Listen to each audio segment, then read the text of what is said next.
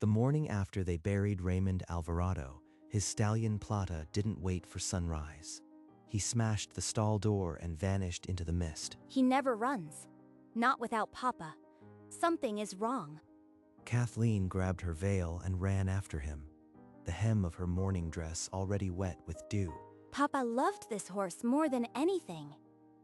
If Plata is running like that, he knows something. The stallion didn't slow. He plunged into the dense forest behind the hacienda. A white shape between black trunks, the trail was invisible to any human eye. Only Plata seemed to know where his hooves were landing.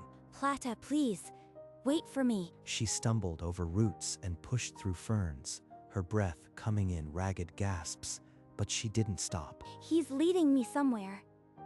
This isn't random. It can't be. Deep in the forest, far from the house, Kathleen followed the white horse into a silence that seemed older than the trees. How long have I been walking? Every step is pain, but that horse won't stop. The trail narrowed until it was little more than a suggestion, swallowed by ferns and old roots. Then, without warning, the white stallion halted. The forest held its breath. Ahead, a clearing. And built into the hillside, a door of stone, ancient and crusted with green moss. What is that? No one told me about this place. She stepped closer, her black gloves brushing away vines. An iron plate, rusted and almost illegible, was set into the rock. Plata, you knew? All those years, you remembered this path. The stallion's ears flicked forward, and he turned his head to look at her, a quiet urgency in his gaze. You brought me here for a reason. Papa, what did you keep secret? In the silence of that lost clearing, Kathleen understood that whatever this door hid, it had been waiting for her specifically. She brushed the moss aside with trembling fingers. Beneath the rust, a date, 1965. 1965, the year my grandfather became sole owner. No one ever talks about why. She touched the cold iron, and a chill went through her that had nothing to do with the morning. This door was meant to stay shut, but Plata brought me here like a summons. Plata stepped forward and pressed his velvety muzzle to the stone, a sound like a sigh escaping him. You poor thing.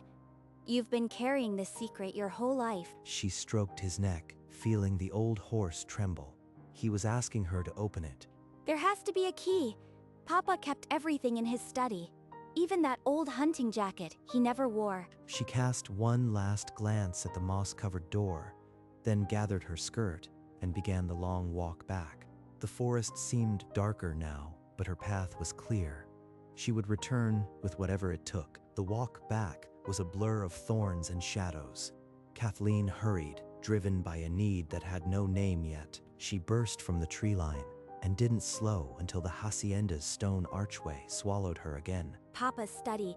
If the key exists, he would have kept it close. The study was as he left it, still, dusty, the air thick with unfinished business. She went straight for the old hunting jacket hanging on a peg, untouched for decades. Beneath the rough fabric, her fingers closed around a small chain, a brass key, oily and warm. He kept it.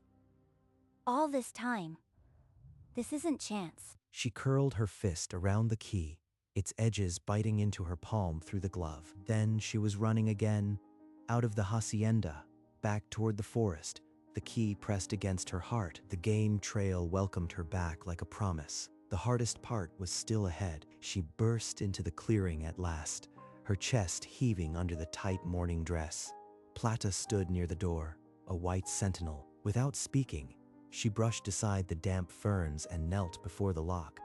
The key slid home with a soft click. She twisted it, and the mechanism resisted, then gave with a screech of rust. The heavy door swung open, dragging over moss. Stale air rushed out, cold and ancient. Fumbling, she found her father's old flashlight in her pocket. She thumbed it on and shone it into the void. The beam caught a wooden trunk. Sitting alone at the far wall, dust motes swirling in the light. This chamber hasn't held a human breath since the year I was born, and yet here I am. Slowly, she walked to the trunk, her footsteps echoing in the stone room. She lowered herself onto the cold floor. Her hands hovered over the lid. The brass fittings were tarnished but intact. She knew she couldn't leave now. Drawing a shaky breath, Kathleen Alvarado placed both palms on the lid and prepared to unearth what had been buried. She lifted the lid. The hinges resisted, then gave way with a sound like old bones. Inside were piles of letters tied with black ribbon, and on top, a stack of photographs. The first one stopped her breath. 2 teenage boys on horseback, one astride a white pony identical to Plata. She flipped it over. On the back, in faded ink, Antonio and Mateo, summer 1960. Antonio was my grandfather, but the name Mateo has never been spoken in my family. She dug deeper and pulled out another photograph. A stern-faced man in ranch clothes, her grandfather, older and unsmiling. Why would these be sealed away for 60 years? What was he and Papa hiding? She spread the images around her on the cold stone floor, searching for a connecting thread. The white pony in the photo seemed to stare at her, as if it knew what she would find next. The letters underneath were wound tight with a black velvet ribbon. She reached for the first one, her hands no longer steady. Under the letters, a loose photograph slipped out. A young man, older than the boy in the first picture, smiled at the camera with Mateo's same easy grin. This is Mateo, all grown up. He looks so happy. Why was he erased? Pressing the photo to her chest, she noticed a thicker envelope at the bottom of the trunk, its wax seal still hardened. She lifted it with both hands. The front bore a single line in ornate handwriting that stopped her heart. To the heir who follows the horse. Her hands shook violently. The words were a direct message, written decades before she was born. This was meant for me. Only me. The vault. The key. Plata. A message from the grave. She traced the wax with her finger, feeling the faint impression of an initial she couldn't quite make out. The silence in the stone room pressed in. Outside, she could hear Plata's hoof on the soft ground, waiting, but she could not open it yet. She needed one more breath to gather the courage that this truth would demand. She snapped the wax with her thumb and unfolded the brittle paper, its creases sharp as knife edges. Elena Alvarado. Write this burdened testimony on the 12th of March 1965, compelled by a guilt that will not let me rest. Great-grandmother's own handwriting.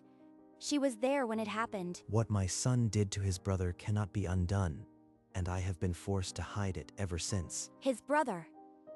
Mateo. He hurt Mateo. What happened to Mateo was not an accident, and those who know the truth have kept silent for too long. Not an accident. Then he was. The money, the land, everything was stained with his blood, and I have carried it alone. Her stomach clenched. The inheritance she had mourned and inherited was built on a crime. She needed to read on, but her hands were trembling so badly she could barely hold the page. The photograph of Mateo seemed to judge her as the letter spoke of a crime hidden for 60 years. My son, Antonio, murdered his half-brother Mateo. He struck him from behind in the southern pasture. The confession left no room for doubt. Her grandfather had butchered his own brother for land. The man I grew up hearing stories about was a killer, and my father knew. He forced me to seal this truth away, and I have lived in shame ever since. Kathleen stood slowly, the letter clutched to her chest, her legs unsteady on the cold stone. This vault wasn't just a hiding place. It was a prison for a secret no one wanted freed. She looked at the moss-covered door, the light from outside now feeling like an accusation. You wanted me to find this, Papa. But you never told me it would destroy everything I am. The truth was no longer buried, but she had no idea what to do with the weight now on her shoulders. She blinked away tears and read the final, wavering lines. This vault must be opened only by the next heir who walks alone after the funeral, so that the truth may finally release us. After the funeral, Plata waited until today, as if he knew. Her eyes fell to the last line, where the horse was named. The stallion Plata is descended from Mateo's own horse. Each generation was quietly trained to carry this memory. The horse remembered. 3 generations trained at birth to lead me here. She dropped the letter and stumbled out of the vault into the clearing. Plata stood there, head bowed. You've been carrying this burden longer than I have. She sank onto the moss beside him, the crumpled testimony in her lap, the weight of her name forever heavy. The truth is out, but I am now its keeper. What do I do with it? If I bury this, I stay Kathleen Alvarado, heir to a clean name. But my name was never clean. Plata didn't bring me here for silence. He brought me to finish something that started 60 years ago. The horse lifted his head and pressed his muzzle against her back, a silent encouragement. All right, old friend, we'll do it together. She gathered every photograph and letter from the vault floor and stuffed them into a leather satchel. The walk back to the hacienda was solemn but swift. She no longer felt the weight of the dress, only the weight of her purpose. She strode through the hacienda's great hall, past her father's portrait, and into the study. She didn't sit down. With steady hands, she picked up the landline phone, the dial tone buzzing. Attorney Sofia Ruiz, please, it's Kathleen Alvarado. Tell her it's urgent. It's about a sealed crime from 1965. The receptionist's voice crackled through. She took a breath and waited. Later that morning, Kathleen entered Sophia's office, the leather satchel of evidence heavy against her hip. Kathleen, your call was unusual. What exactly is this about a sealed crime from 1965? My great-grandmother left a confession. My grandfather murdered his half-brother and forced her to hide it. Here. Sophia took the brittle pages, her eyes skimming the ornate handwriting as her professional skepticism hardened. These could be forgeries. I've seen disgruntled heirs fabricate documents before. Why should I believe this? A white stallion led me to a vault sealed since 1965. The key was in my father's jacket. Read all of it. Sophia read on, her frown deepening as she turned the page. Mentions of a horse trained for generations made her look up sharply. This is... The horse actually remembered the path. This changes everything. Kathleen, this is real. She set the letter down and met Kathleen's gaze with new respect. Seeing grief and resolve, they shook hands, an alliance forged in old paper and a horse's silent memory. Over the following weeks, Sophia combed through public records. The paper trail led to a name, Miguel Vargas. She filed a petition, and the court granted access to sealed death records. Mateo's line had scattered, but one branch remained. I found him. Miguel Vargas. Grandson of Mateo, he's working manual labor in a town 2 states over. He has no idea. With Kathleen's permission, Sophia dialed the number. A tired voice answered on the 3rd ring. Hello? Who is this? Mr. Vargas, my name is Sofia Ruiz. I am an attorney. I have news about your family history, about Mateo Vargas. Mateo. My great-uncle? I only know the name. My grandmother never spoke of him.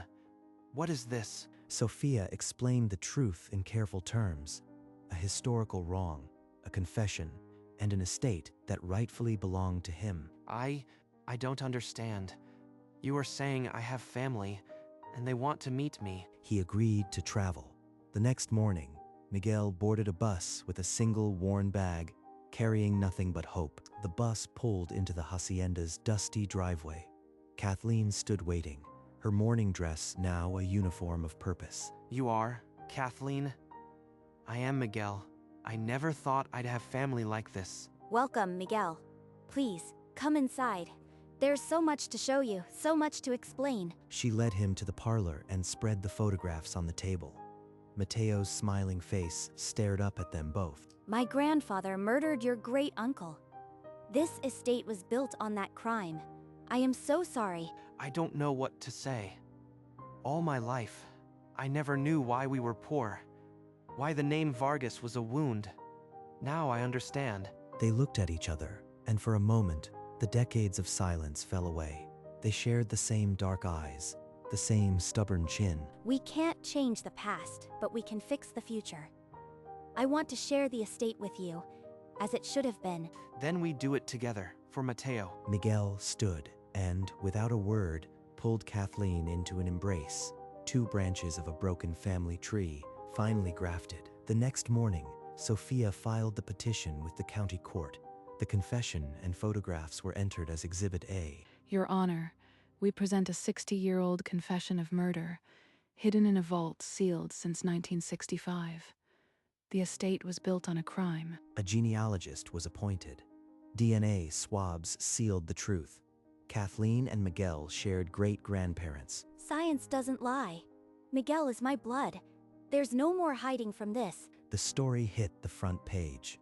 Hair heiress unearths 60-year murder, surrenders estate.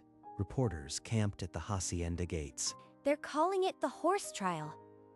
How did they find out about Plata? The press loves a horse that remembers a murder, but it's also why the court is taking this seriously. Sophia held a press conference on the courthouse steps. She held up the letter and a photo of Plata. This horse carried a memory for 3 generations. Now the law must carry justice. The judge set a hearing date. The estate was frozen. There was no turning back now. The hearing lasted a single day. Sophia called only one witness, Kathleen Alvarado. Miss Alvarado, you told me a white stallion led you to a sealed vault. Can you describe that morning? Plata broke his stall before dawn. He walked 4 kilometers, and I followed. He stopped at a stone door I had never seen. Sophia presented the letter, the photographs, the DNA results. Then she read the line about the horse. The stallion Plata is descended from Mateo's own horse. Each generation was quietly trained to carry this memory. The judge's gavel fell. He ordered the estate split and commended the horse's silent testimony. It's over. For Mateo and for Plata. The next morning, the headline read, "Horse's memory wins justice." Estate divided. Plata's role as a witness across generations was finally acknowledged. His bloodline had carried the truth. As Kathleen left the courthouse, the sun broke through the clouds. She had lost half an estate but gained a family. A week after the ruling, a tired sedan pulled up to the hacienda. Miguel stepped out, but this time he wasn't alone. Welcome, all of you. This is your home now, as much as it is mine. My wife, Elena, my son, little Mateo. We never thought we'd see a place like this. The hacienda echoed with footsteps it had forgotten. The halls, once silent with grief, now rang with children's laughter. I want to show you something. Or rather, someone. She led them to the paddock where Plata stood, his white coat gleaming in the afternoon sun. This is Plata. He's the reason we found each other. His mother's mother was Mateo's horse. A horse remembered what humans tried to forget. That's more than justice. That's a miracle. That evening, the family gathered on the long porch. 2 bloodlines, once severed by murder, now joined under the same roof. Papa, if you can see this, the truth didn't destroy us. It put us back together. Months later, the hacienda hummed with a life it had never known. The mornings began with coffee and children's laughter. Kathleen spent her afternoons with Plata, brushing his white coat until it shone like fresh snow. She whispered to him what she could never say to her father, and the old horse listened. At supper, 2 families crowded the long table, passing plates and stories between them. She caught herself smiling, not the forced smile of mourning, but a real one. Plata, you took a house of ghosts and brought back the living. You are the bravest Alvarado of all. Little Mateo, Miguel's son, now learned to sit a horse on Plata's patient back. The boy had the same gap-toothed grin Kathleen's father had photographs of. This is the inheritance that matters. And in those quiet moments, the grief lifted, replaced by a quiet certainty that her father would be proud. As the years passed, Plata's gallop faded to a careful walk, but his white coat still gleamed. Time has slowed us both, but I'd give anything for just one more of his mornings. In the evenings, the children gathered in the stable, begging for the story of the vault. He remembered a path his mother's mother was taught, and he walked it without hesitation. And because he did, we found each other. That's why we call him El Recordador, the Rememberer. The old horse's ears would swivel, as if understanding every word. Plata's breathing was slower now, but each exhale carried the peace of a family mended. When the day comes, I'll be ready. But not yet. Not today. His eye, still clear, held the reflection of a life lived with purpose, and Kathleen knew, with absolute certainty, that Plata would leave this world exactly when he was ready, and not a moment before. One crisp autumn morning, Kathleen entered the stable and found him. Plata lay still in the straw, too weak to lift his head. She knelt beside him, her hand sinking into his mane. They both knew. You've given us everything, Plata. Mateo gave you to us, and you never let go. You can let go now. The veterinarian arrived and said what Kathleen already understood. It was time. I won't let you suffer. You've earned your rest. She nodded, her jaw set. The vet prepared the syringe. Outside, the sun began its long descent. Kathleen cradled his head in her lap, humming an old lullaby her father used to sing. The needle slid home. Plata's breath slowed, then faded to nothing. She stayed with him as the evening shadows grew, her fingers gently closing his eyes. Go find Papa Plata. Tell him the Alvarados are finally whole. They buried him on a hill where the forest met the hacienda, a place where the morning light touched first. Kathleen drove a simple wooden marker into the earth with her own hands. Miguel's children laid wildflowers at its base, tiny fists clutching stems of purple and white. Plata, el recordador. He remembered the path so we could find each other. No tombstone could hold what he gave us. She knelt and pressed her palm to the fresh soil, her tears falling freely at last. Then, quietly, she smiled. The family stood in silence as the sunset painted the marker gold. Plata was gone, but the path he walked would never be forgotten. And from that hill, the hacienda below hummed with the sound of a family no longer broken. The seasons blurred. Kathleen's hair silvered, but her stride remained steady up the hill. Wildflowers had woven around Plata's marker, a living blanket of purple and gold. She knelt, her fingers tracing the faded letters of his name. You remembered for all of us, Plata. And now there are little ones who will never forget. She turned her gaze to the hacienda, where Miguel's grandchildren chased each other across the courtyard. The horse's path didn't end at the vault. It runs through every laugh in that house. She stood, brushing soil from her hands, a quiet strength in her posture. Goodbye, old friend. Until the morning. She walked down the hill, leaving the marker to catch the last rays of sun. And in the hush of twilight, the name Plata gleamed, a quiet promise remembered.